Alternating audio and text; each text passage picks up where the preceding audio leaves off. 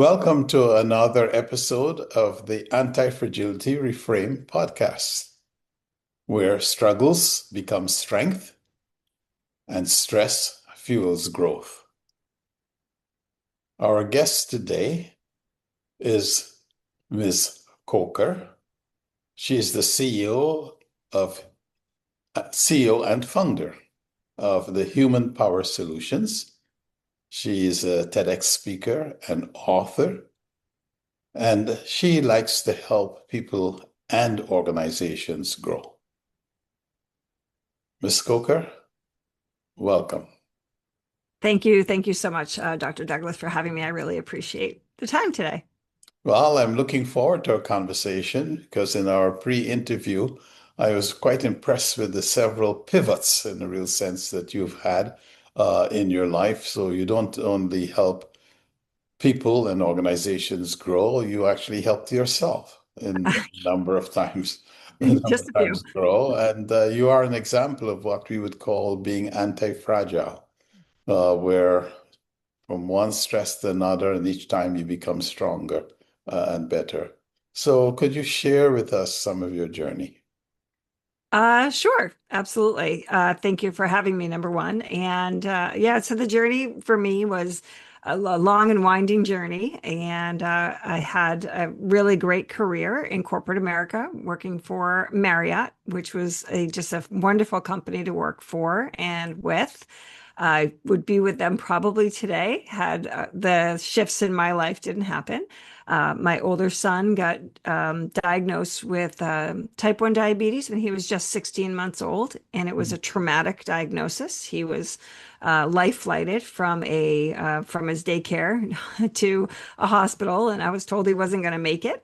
And that really, he did. He's 30 now, but he was less than 2 years old and came out of that coma. He was in a coma for 3 days and came out of that coma a different child.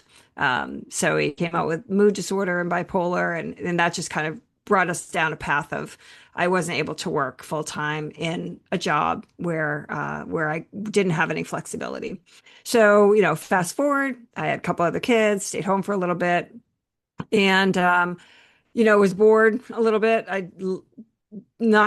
Not a stay-at-home mom. It's not in my DNA. So I went and I got into network marketing, which was really great. We did that, bought a fitness center. Um, and that was a really good experience for me. Uh, it was one of those things that I didn't know anything about running a business or having a business. So that was one of those moments where it was very scary.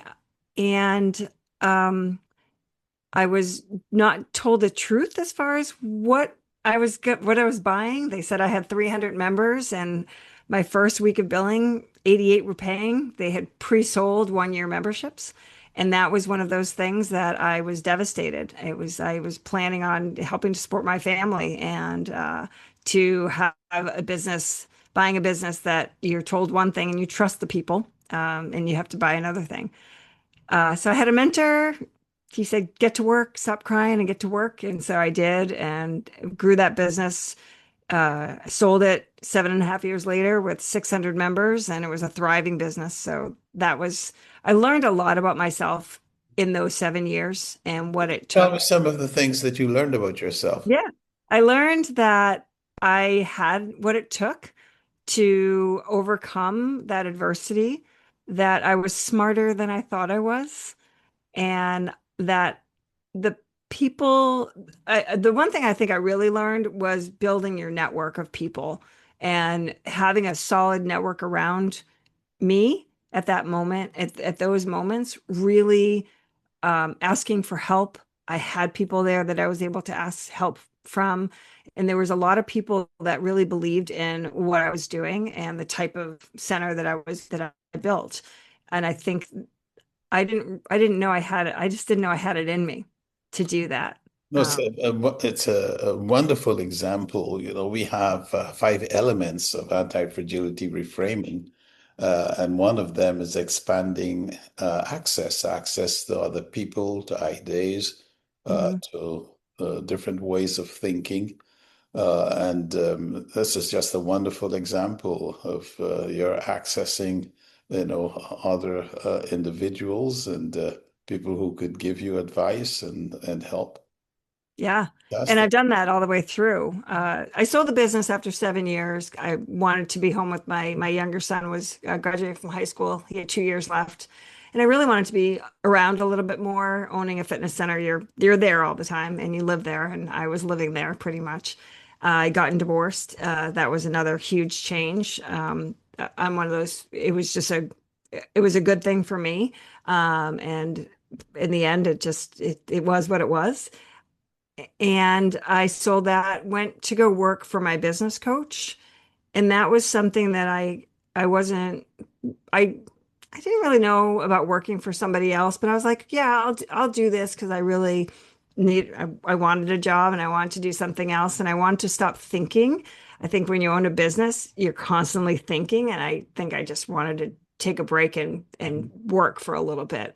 So I worked for him for about 4 years. I fell in love with the learning and development space. I went back and got my master's year two into working for him.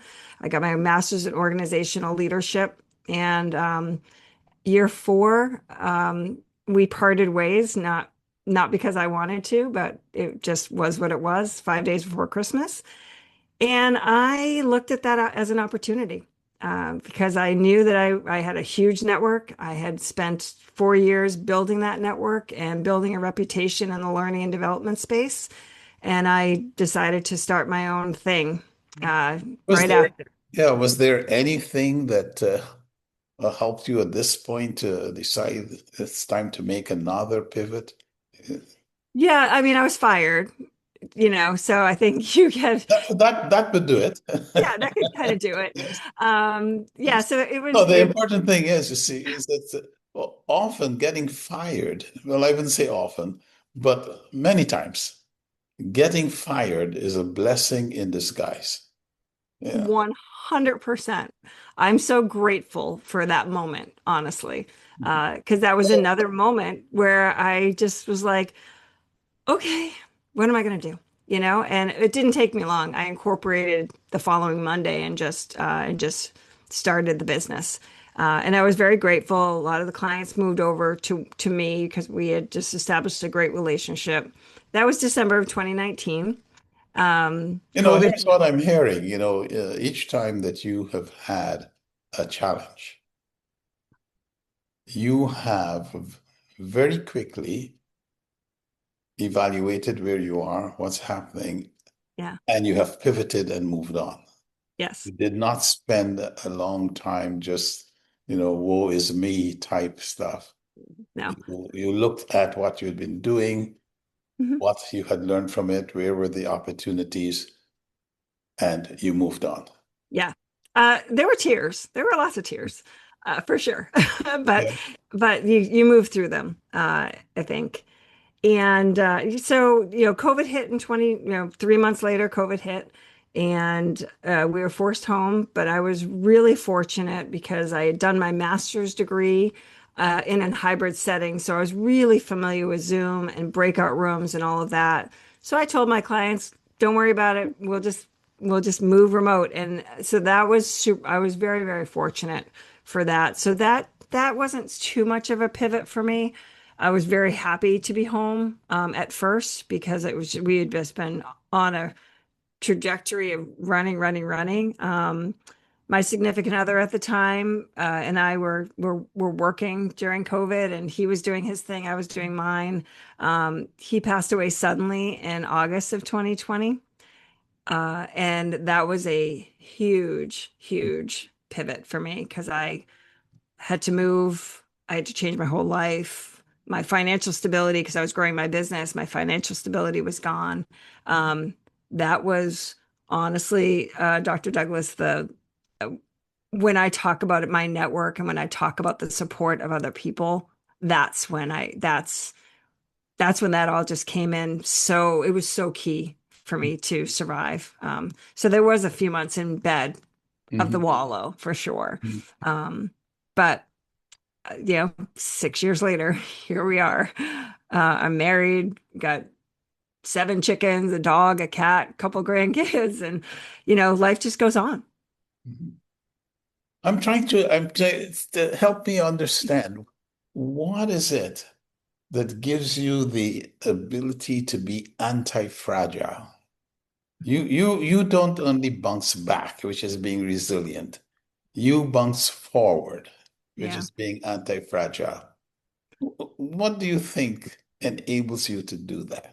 I lost my dad when I was 3. He passed away when I was 3. And I think really watching my mom, watching, and being with my mom and kind of going through life with her. And she never, whether good or bad or indifferent, she never let it stop her.